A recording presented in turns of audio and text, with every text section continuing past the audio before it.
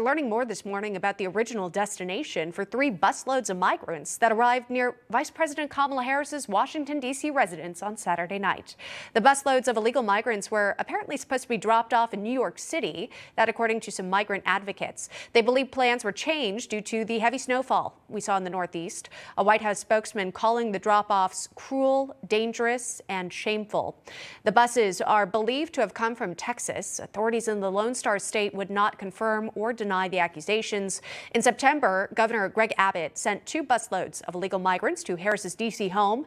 Meantime, the Title 42 border policy remains in place, although it is unclear when the stay might be lifted. And it comes as the Biden administration quietly released the latest border numbers over the Christmas holiday weekend.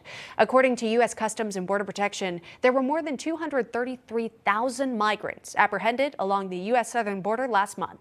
The figure is the highest number of illegal border crossings ever recorded for the month of November. The agency also reporting more than 70,000 so-called gotaways.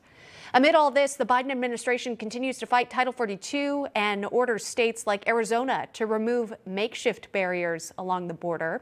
For more on this, let's welcome in Sheriff Mark Dannels of Cochise County, Arizona. He's also a member of the U.S. Department of Homeland Security Advisory Council and the Border Security Chairman of the National Sheriff's Association. Sir, you are the person to talk to about this crisis. If I could just start with your reaction to the latest border numbers we received.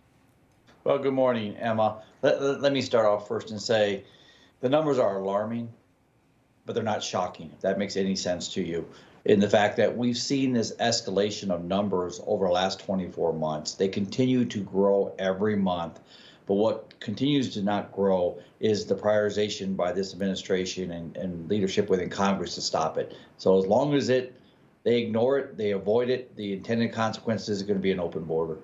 As we know, when just looking at the numbers, this is towns worth of folks coming in, cities worth in some cases, and this is each and every month. In your home state, I know the outgoing governor, Doug Ducey, has agreed to remove a wall of shipping containers along the state border with Mexico. It followed a lawsuit we were watching. It was filed by the Biden administration, basically saying you got to get rid of it.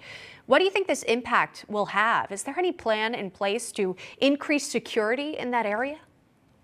Well, there's not. And whether it's Title 42, whether it's the governor trying to do his part to secure his state, there is no operational plan, Emma, to secure our southern border. There hasn't been for 24 months. National sheriffs have worked hard and diligent to find answers to this open border. And as a result, even in Arizona, in my county, we're not seeing that. We're not being shared operation plan. Bottom line is there's no engagement by President Biden, Congress, to help us fix the border crisis. In fact, all we're doing is providing money to those coming across. At this point, we've heard the administration has asked the Supreme Court, again, it's made it to the highest court in the land, to keep Title 42 in place until at least tomorrow. So we're watching this very closely to see what's going to happen next. But here's what White House Press Secretary Karine Jean-Pierre had to say about the administration's position earlier this month. Let's listen. I want to be very clear here. The fact is that the removal of Title 42 does not mean the border is open. Anyone who suggests otherwise is simply doing the work of these smugglers who, again, are spreading misinformation and which is very dangerous.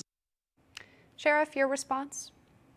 Well, number one, it's an insult. It's an insult to everybody wearing a badge on the southwest border that's doing everything they can with limited resources to secure our communities, our states, and our country. And to have somebody say the border is effectively secured, it is a false narrative for the wrong reason. Shame on them for doing that. I mean, you had in your previous segment, you talked about a representative where Governor Abbott sent the bus to New York to Vice President Harris's house and said it was cruel, shameful, and dangerous. What do they think is going on our southwest border every day when we see this when it comes to public safety, national security, and humanitarian? This is America's problem, Emma. We have to unite about that and quit putting out false narratives that the border's secure. It's not.